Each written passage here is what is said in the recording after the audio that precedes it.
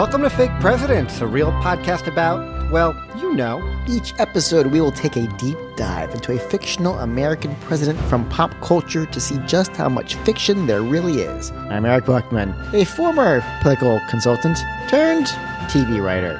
And I'm Ben Oren, a former journalist, sometimes speechwriter, and all-the-time TV producer. And today, we are taking advantage of a terrible thing that happened to America's most beloved daytime talk show host from the 1990s. Oh, what happened to Ricky Lake? We still got her. Oh, that's good. Maybe they'll do another hairspray. Hairspray again. Hairsprayed. No, today we woke up to the sad news that Jerry Springer, former mayor of Cincinnati, former future of the Democratic Party, and he was. You never listened to it was This American Life, where it talked. I mean, he worked for Robert Kennedy in the 60s. He was on, I think, the city council in Cincinnati, was mayor. He wound up being not mayor anymore after paying for a prostitute with a check. And it wasn't because it's not illegal to pay for prostitutes with checks. That's not like the crime. But he had a prostitute, and there was proof. There were literal receipts, which is I guess the one thing you don't need for a prostitute would be receipts. But there were. Yeah, this podcast, like all good podcast episodes, was inspired by an obituary that I read this morning, where in the middle of this rather lengthy and detailed, they must have had this thing ready to go. I didn't realize Jerry Springer was in that realm of celebritydom where major newspapers have his obituary ready to go, just fill in the details. But they did. It was up this morning, and it was long, although it cribbed heavy from like a 20-year-old AV Club article. Yeah. And so I would say few people are as emblematic of what this podcast is about, the intersection of pop culture and politics, as Jerry Springer. Yeah. I mean, maybe there's Ronald Reagan might be maybe be a better example, but you know what? He's never made a movie where he played a fake president. No. And that's what I learned in this obituary. In the middle of it, it flat out said that he did have a brief movie career in which he starred as the President of the United States in a 2004 Dolph Lundgren vehicle. And by Dolph Lundgren vehicle, I don't just mean he started it. He directed it, where Jerry Springer played the president. Yeah. And this president was named? I want to say Winston? The president. He's credited as the president. At one point in the middle of the movie, one of the characters says, well, if this goes south, it's over for Winston or something. And I couldn't figure out who Winston was, or maybe I just misheard it. But in my mind, they were talking about the president. Okay, he does not look... Jerry Springer can pull off a lot of things. You know, inviting people who are Ku Klux Klan members onto the stage. He could pull off, whether or not somebody is the father of the child. He could pull off things that are, in some cases, Eric, too hot for TV. But in this instance, pulling off that he's the president of the United States who's named Winston, I'll only take like one of those things. I think it might have been his last name. Even the last name, Mr. Jerry Springer. Mr. Jerry Springer can only reach so far in the roles that he could play. Maybe it was a changed at Ellis Island thing. Because that's one of the things that... when reading the obituaries about him, which, as you pointed out, he did this political career. He graduated from Tulane undergrad, Northwestern Law School, really young out of law school. He did go to work for the RFK, not RFK Jr. presidential campaign. That one just started. Yeah. This is the original RFK presidential campaign, and then it said after it ended, he went into local politics. Wait, also during that time, he was like really into the Kennedys. Like if there are some recordings from early in his political career where he sounds like a Kennedy. He doesn't sound like a Kennedy. He sounds like Mayor Quimby from The Simpsons. It's amazing. I have a theory on that. He's a descendant of both Holocaust survivors and unsurvivors. His grandparents perished in the Holocaust. His parents didn't make it out with him. He was born in London. So not our first British-born fake president on this podcast. That honor went to Donald Pleasance. And that movie Escape from that other place. Yeah. My theory is that because he came here post-war, grew up in the 50s, even though he was very Jewish, I do think that it was a part of a culture back then, not just for Jews, but for so many immigrants, was to assimilate. And so much of growing up Jewish in so many different parts of this country where there weren't a whole lot of Jews. Trying not to come across as being Jewish. Yeah, there's a certain aspect of just having to be a chameleon. Yeah. And so I can see how Jerry Springer, until he was able to establish his own identity, deep into the 70s and 80s, of being probably a chameleon. That said, his chameleon traits maybe didn't apply to his acting skills. Maybe he's not so much of a man of a million faces, Well, I'll say this. He was not distracting in this movie. At first, you're like, oh, what's Jerry Springer doing? Why is everybody being so deferential to Jerry Springer? And they're like, oh, when they're saying the president, they're talking about him. Yeah.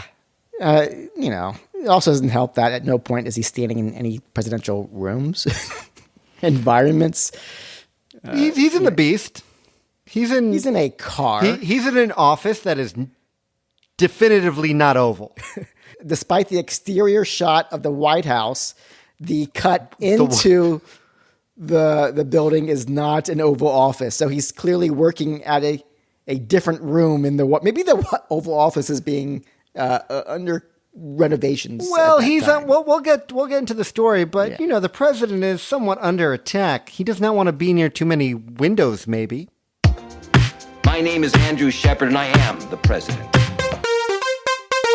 So Jerry Springer, we read the obituary. We're like, we kind of got to cover him. If we're going to do it, we should do it now. That way we don't have to apologize for being flippant, even though we all are already being rather flippant. But, because we've had episodes before where we cover the movie, we cover the presidency. Oh, yeah. It takes some time for us to edit, and then James Caan dies. Yeah, it's happened a couple of times. And we've also only done one other episode that was directly inspired by actual headlines. And that was our XXX State of the Union episode, which we only aired because it was January 2021. And the events of that movie tied in a little oddly resembled the real life events of that time. That said, that episode is already recorded many months earlier. We just never intended to ever air it. It was a practice ep. So let's think of this episode as practice, also. Maybe we'll never air it. Nope, it's going on tomorrow. Yeah. So by the time you listen to this, it would have been at least 24 hours. The body's a little bit cold. But no, there is some reverence. We would not have picked this if we didn't secretly. If we didn't really like Jerry Springer. Yeah, wait, did you watch it in the 90s? No. No, I did. I really enjoyed it. I loved how silly and trashy it was. He made me laugh. Whenever they started chanting for the bodyguard, Steve, Steve, Steve, Steve. We did have a copy of Too Hot for TV. It was a little too hot for TV. But overall, I liked the Jerry Springer show. Made me smile. Jerry. The current career. And within reality television. Yeah. Yeah, I can see that now. It all started with Jerry Springer. Yeah. Well, he sought truth. He wanted to know who's the mother of the child. Well, that was Maury, wasn't it? I think they all did it. When the show first started, it was a political talk show. It was supposed to be more in the vein of a Donahue, which even in hindsight, Donahue is very tabloidy, but at least tried to be a more topical, headline-based, let's discuss current events type show with supposed experts in the fields.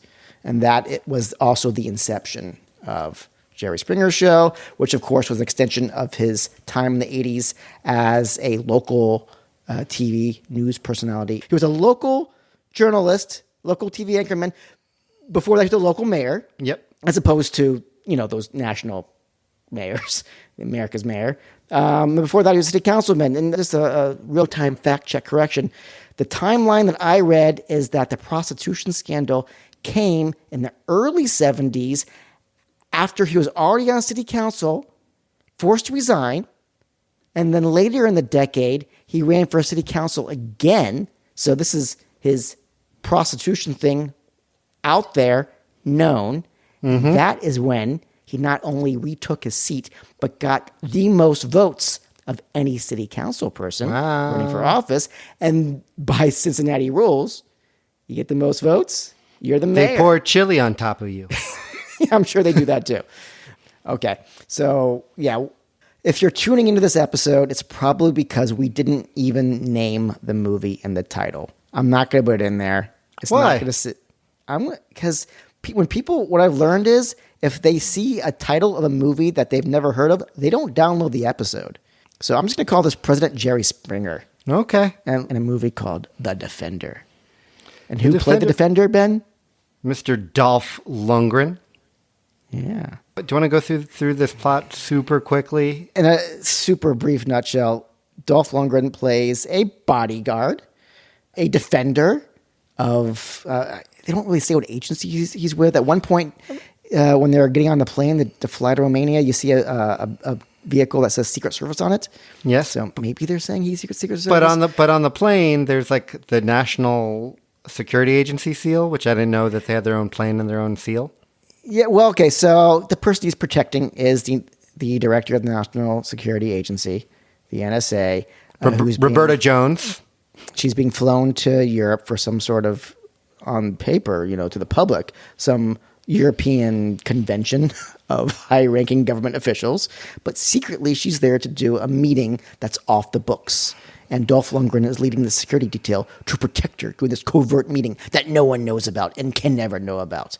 And then all hell breaks loose during the meeting. They're attacked because someone didn't know about it and tries to stop it and kill them. And they kidnap the NSA head and they kidnap the person she's meeting with. And it's up to the defender to go from defender to avenger to, protector to retriever to Liam Neeson taking her. We could have had this movie could have had a lot of sequels with different could have been like The Defender, Avenger. Then the next one could have been The Defender, The Protector. Yeah. Pretty early in the movie, he stops defending anything. And then for the next hour, the whole middle section of this movie is just him and his team trying to find the person that they lost. And then once they find the person, it's in some tunnels under some, buildings in some remote part of Romania. Romania, I should say. It's filmed there, and they embrace it. They see this international stuff is going off there. They find the NSA head. They find the person they're meeting with. And then it's now just an escape to get out, from defender to... Escape from Romania. They could have just called it the Defender, Escape from Romania. So that's the plot. There's also a conspiracy at hand. We find out that And then there's actually a conspiracy on top of the conspiracy. A couple of different conspiracies. So how does the president fit into all this, Ben? Well, the president, he appears to be a peace-loving president. Why you're saying it like that? No, I'm just trying to be an active listener. Oh, okay. It's like you took a course in active listening. Step 1, make some sort of noise to let them know you're alive. It's a podcast. If I just do my usual thing of nodding, the people at home are like, wow, Eric's really not interested. Yeah. It starts off with people are talking, newscasters, politicians are talking about the president's peace initiative, which some people believe is irresponsible and un-American, while other people just say it's getting mixed reviews. And by some people, you mean the one senator that they cast to represent everyone who hates the president, who's the only person we really see on TV speaking against the president. Wait, the only person who's speaking against the president who wants peace is a senator from California. There's a lot of signs that this movie was made by people who are not super familiar with American politics. Yeah, it was like fake Fox News, and it was like Senator Travis. It's like, oh, I understand what's going on here, and then I squint because I wear glasses now, and I'm like, Senator from California. This is an interesting turn of events in this version of the United States. Did you watch it on your iPhone? I watched it on my computer. Look, Eric, I'm getting old. I turned 34 last week. Oh, wow. Yeah. Happy birthday to me. But yeah, so we meet the president in a hotel room in New York City. He's smoking a cigar in a tuxedo. Yeah. He's attending the annual governor's ball. Yep. In New York. Which seems weird to me because when I usually hear the expression governor's ball, I think of like award shows and like governors of like, some sort of big nonprofit or some sort of charity organization or an awards, committee. I think it was a concert. I think it was a festival in New York also, like a summer music festival. Yeah. Do actual governors do actual governor's balls? And if they do them, do they do them not in the state capitol? Yeah. Lots. I mean, they're having us going, what? Very early in this movie. But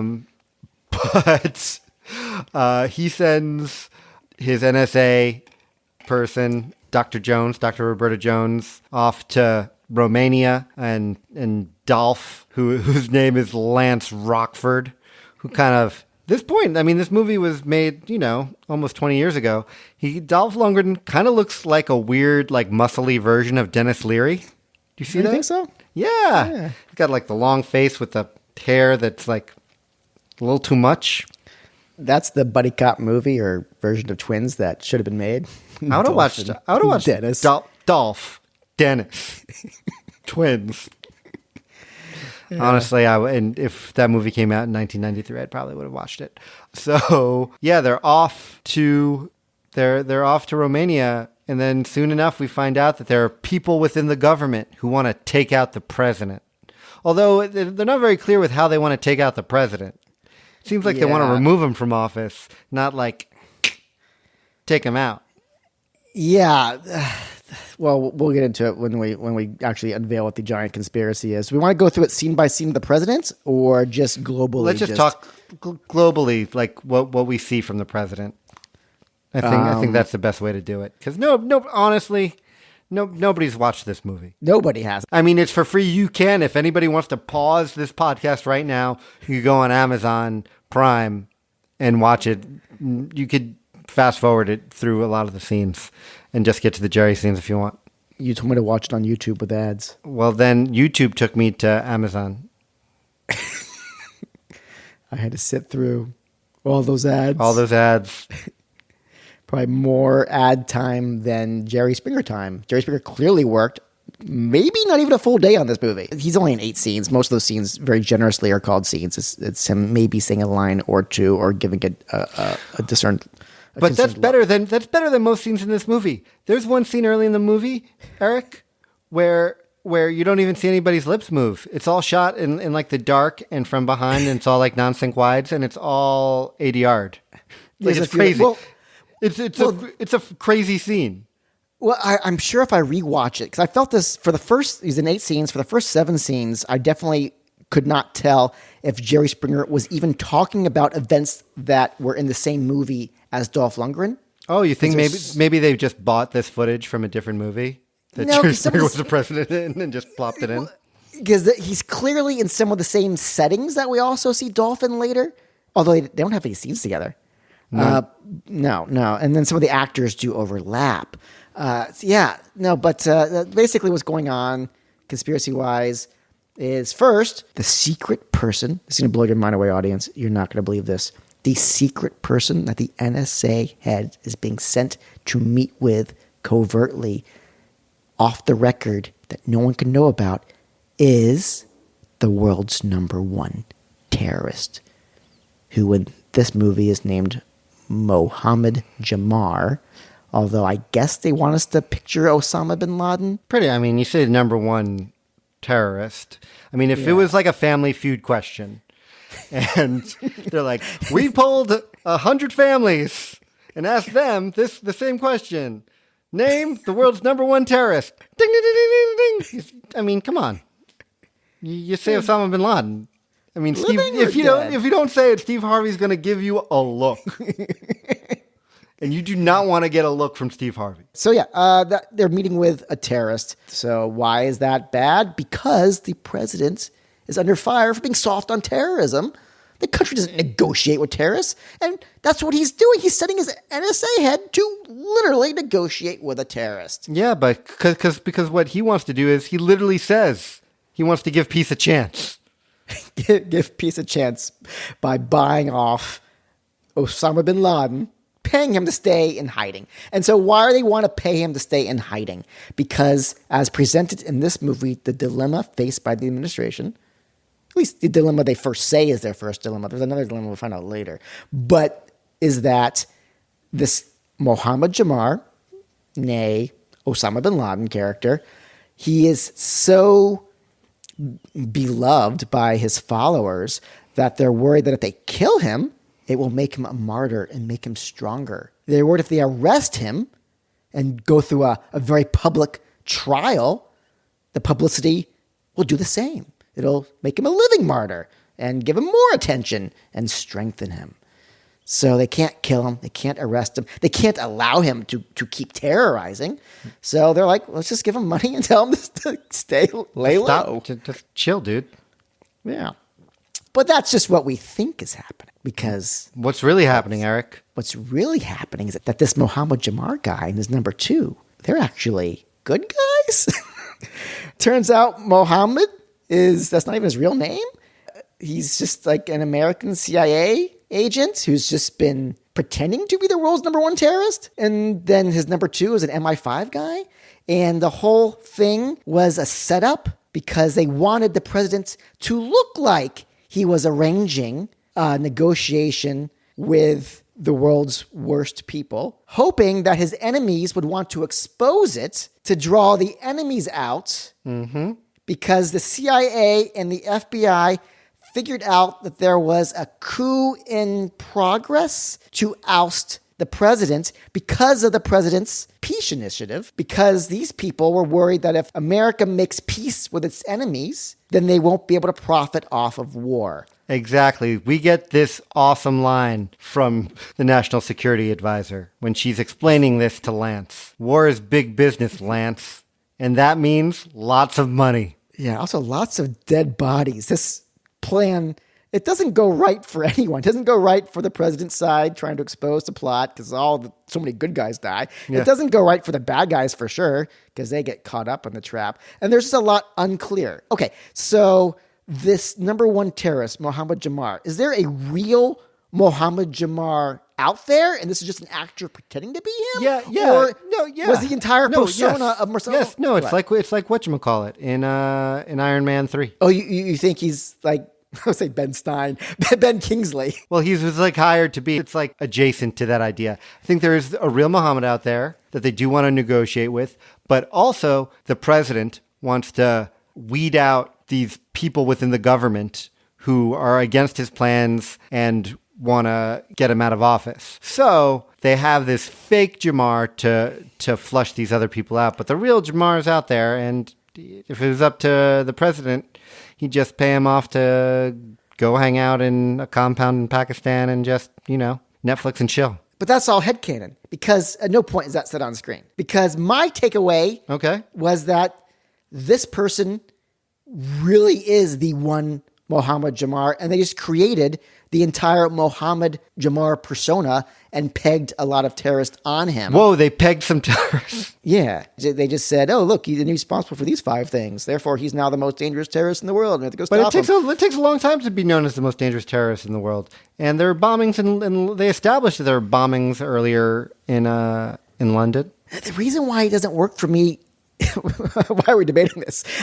It doesn't work for so many reasons. No, nobody cares. Nobody cares. Well, literally, like the one person, like there's 2 people in this world who could take a side with this with us, and one of them just died. I have so much more respect now for podcasts like the Flophouse and How Did This Get Made? Because talking about bad movies, knowing that your audience has never seen them, is really hard. Because you still want to do the movie justice. You don't want to misrepresent it because you feel like you have to represent it correctly first before you can make fun of it, or else you're just making shit up. Yeah, it's a tight walk to rope. Tight rope to walk. Yeah, whatever. It's a tight walk to rope. Also, I'll try that. There is this group of high-ranking government officials, many in the military, who want to oust the president. It's unclear how exactly. We know one way is for them to go public with this meeting to show him actually negotiating with terrorists to sink his political fortunes, but that's not going to get him out of office until the next election. And also, it's unclear why attacking them with guns is going to make things go public, unless their plan is to kill both the NSA head and Mohammed Jamar. So that way, the U.S. government has to come clean about what happened. Say they're both at a meeting or something. That's why they're there with guns. Yeah, because then I guess then the real Muhammad Jamar would be like, ha ha, yeah. You can't get me. I'm everywhere and nowhere. Or now that his twin is dead, he can be like, great, I can now go into hiding, which is what the president wanted in the first place. But yeah, it's conspiracy on conspiracy, subterfuge on subterfuge, of which all this doesn't really come clear until pretty close to the end anyway. So it's almost like two movies in one. For the first 75 minutes, it's one movie. It's a movie about a defender of democracy having to now defend a terrorist, because if the terrorist dies, that would be worse for the cause. You know, he's got to keep this guy alive because he doesn't want to be a martyr. Yeah. You know? And then for the last 15 minutes, it's about, wait, now I'm just protecting a CIA agent who was pretending to be a person, and I'm doing it all. And in the end, they all die anyway. Yep. Like, I have to say, like, in terms of defending, this guy doesn't defend shit. Everybody dies. Yeah. Anyway, should we go through the president's beats? I think we went through a lot of the president stuff already. I think we made it through like half of his scenes. Yeah. The governor's ball, beat number 1. Beat number 2, POTUS is working presumably out of the White House. You know, he talks to a Secretary of State. That's where he says, let's give peace a chance. Yeah, that's when he's working out. He's pumping some iron. Yes. Oh, yeah. When I say working out of the White House, I really meant working out at the White House. Yeah, and good sweat on. He's got like some 10-pound dumbbells, doing work, getting shredded. Yeah, I don't think we've seen that. Have we seen a president on screen like work? Because we know the White House must have a gym. Yeah, and evidently so does the Red Robin Inn that they shot this scene out of. Red Robin, Romania. Yeah. I said it wrong. It's the Red Roof Inn. Oh, Red Robin's a burger place. Yeah. Oh, Ben, you're there's no way to fix it. Your finger on the pulse of American culture is about as tight as whoever wrote this movie. It's hard, man. And I'm staying at a Red Roof Inn next week for work. Maybe that's why it's on the brain. I'm not happy about it. We got this record done before then, man. Yeah. Then scene 3 is in the woods, presumably at Camp David. That's where he and one of his top aides, he gets the classic Jerry Springer line where the aide says, if this goes wrong, we lose our entire administration. And Jerry Springer, President Winston, says, no, things go wrong, we lose the Western Alliance. Maybe they weren't allowed to say NATO. They thought that was like a trademark thing. Yeah, scene 4 was the Bizarro Oval Office, the square office. Yes, in the White House. Where we find out, well, we see in the beginning the National Security Advisor was given a cutting-edge, next-generation beeper. Yeah. A security beeper? The beeper is gone. The president is informed. Guys, wait. Eric, we got to talk about the beeper for a quick second, because this beeper basically looks like what they give you at Cheesecake Factory when you're waiting for a table. Dolph gives her this fucking like big fat square, and she's like, oh, this is some new technology. Oh man, that would be funny though. They'd get swapped with the table beeper at the Cheesecake Factory. Yeah, no, but this is the one that's at the Bizarro Oval Office. He's first informed that the NSA director's the emergency beeper has gone off, meaning she's in trouble. Yeah. Oh, and then there's satellite imagery of a firefight. And the president ends the scene by deciding to do what, Ben? Nothing. Well, he's like, they're like, we got people in Kosovo who could help out. He's like, yeah, sure, I guess I'm aware of that. Like, he wasn't a very definitive president.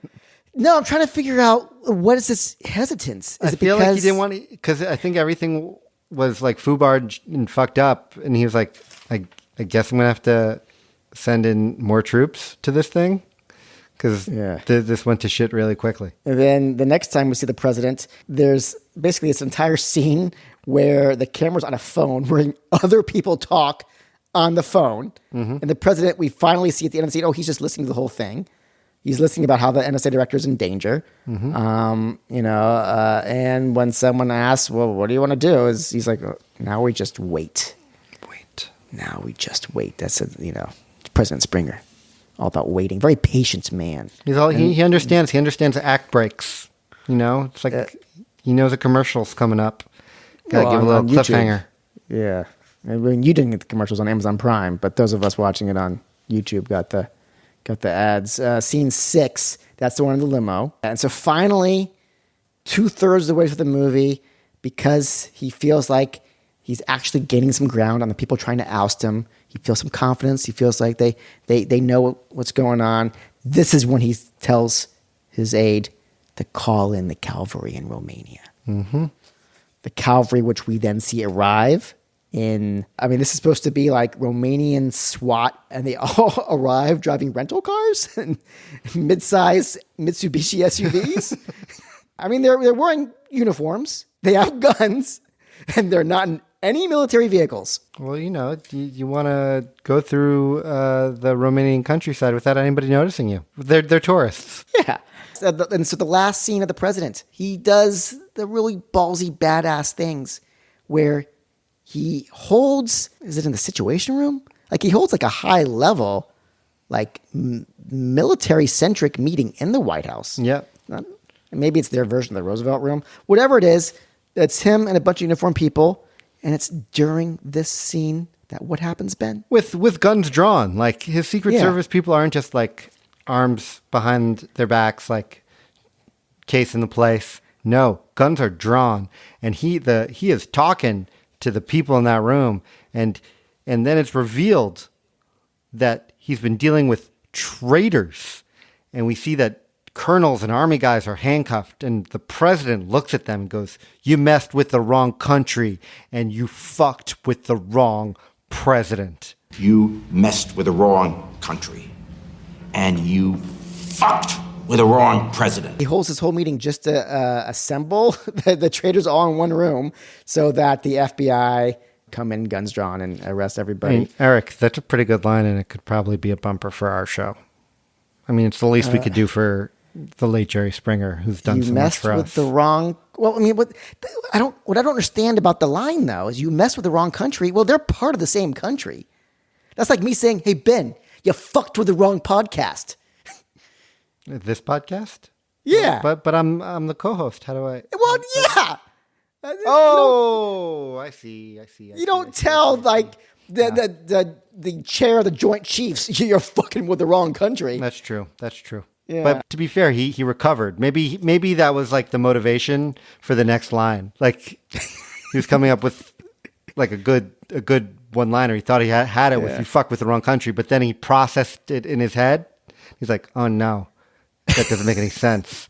And then he's like, and you fucked with the wrong president. And then you look to the camera and you nod. You're like, see, that makes sense. And then last time we see the president, he's on TV. Yeah. He's going to see a bit of a speech. He's explaining about what strength means and what American ideals mean. The president, Jerry Springer, he gets to basically give a final thought. Yeah, he does give a final thought. The real strength of America is not our vast wealth or military might, but rather the simple notion that America is above all an idea. This is who we are. We will either be free or we will not be. Good night, and may God bless us all.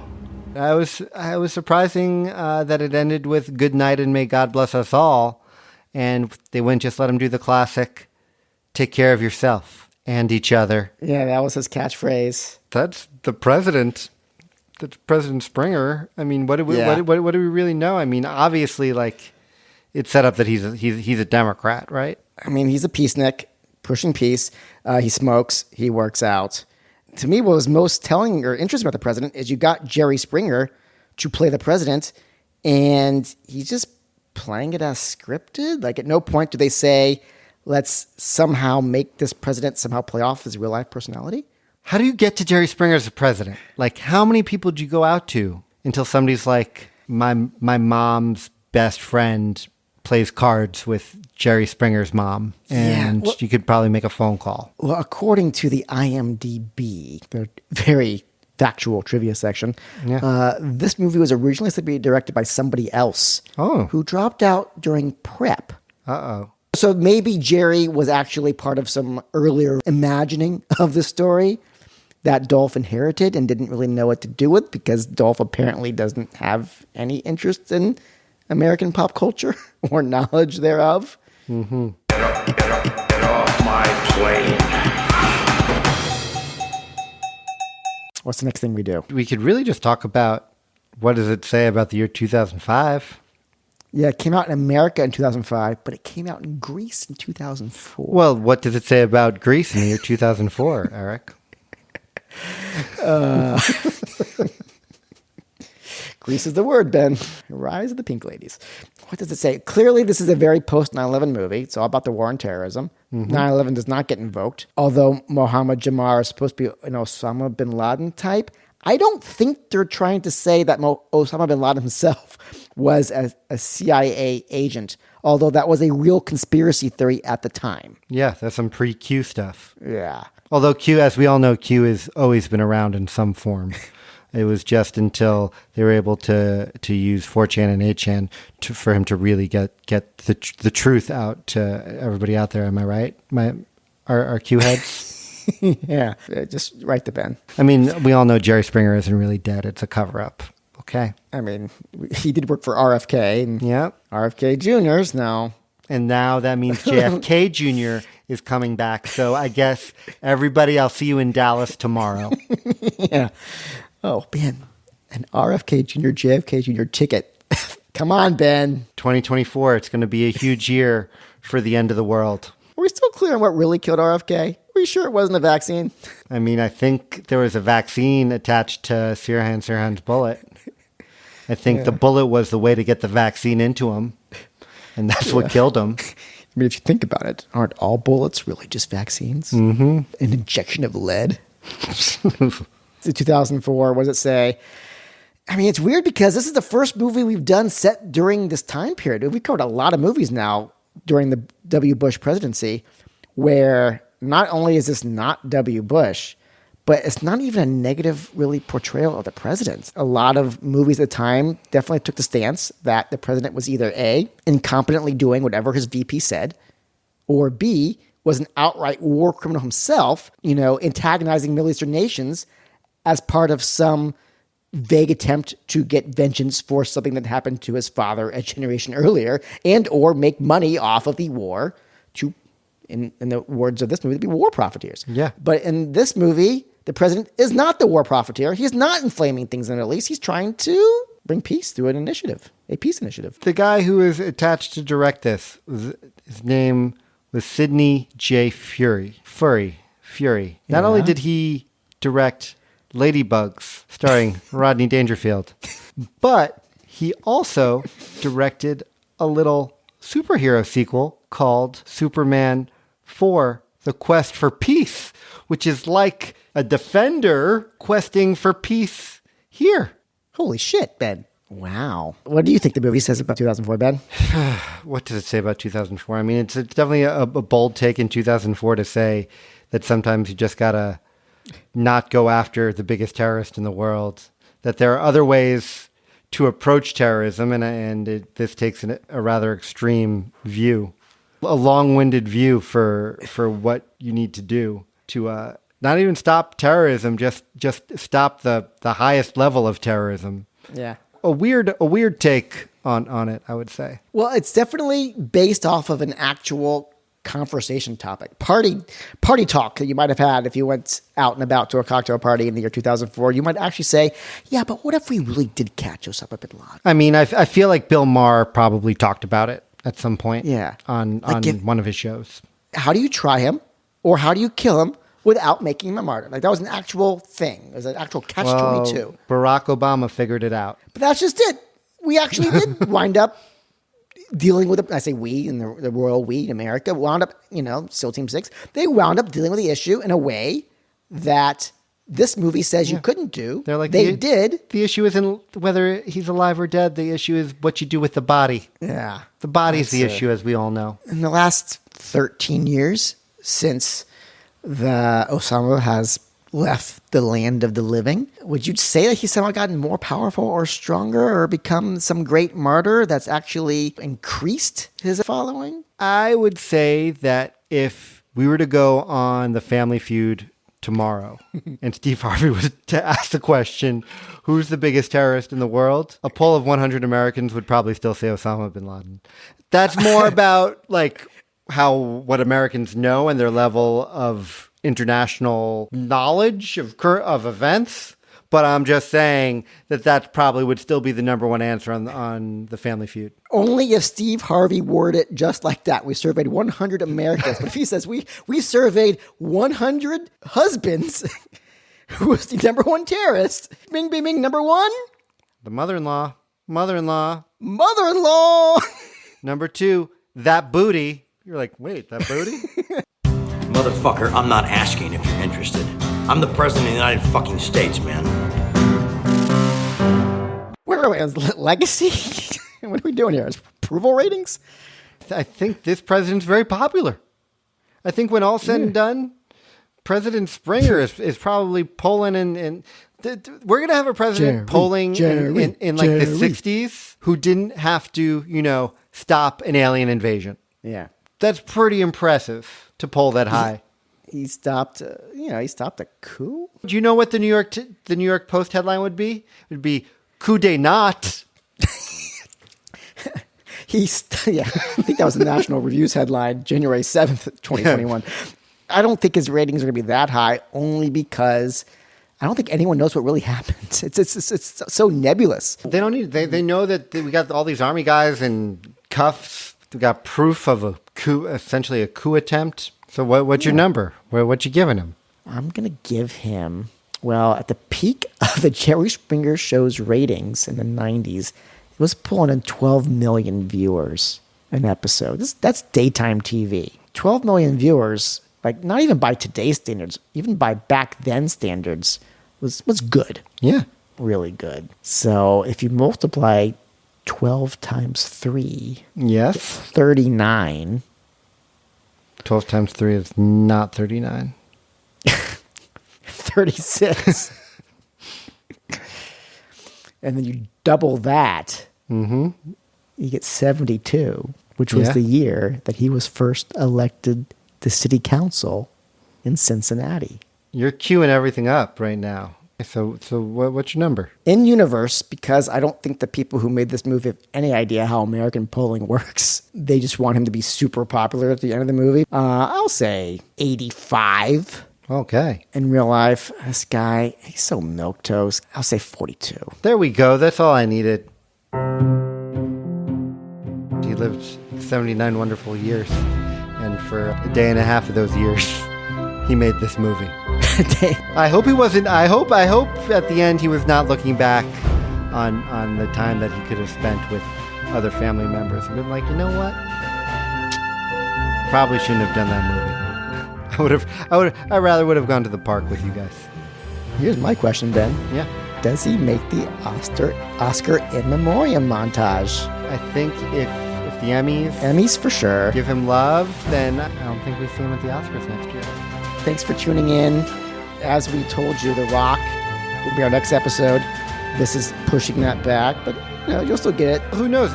Look, if somebody else dies who played a president, the Rock might be pushed again. Maybe. Okay. R.I.P. Rest in peace, Jerry. We really do. We wouldn't have done this if we didn't think you were an important person in American pop culture. A person who, though famous for doing one thing and doing it for a very long time, I was shocked to find out the show did not end until 2018. Shocked. I had no idea. 5,000 episodes. That's 5,000 final thoughts.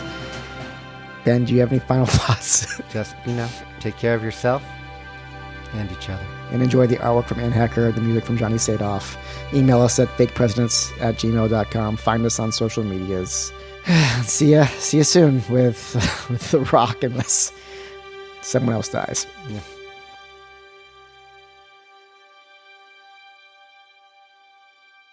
I mean, who would have thought, speaking of America's mayors, if I told you that there was a mayor with a law degree turned TV personality who would go on to represent Donald Trump during the most embarrassing point of our nation's existence?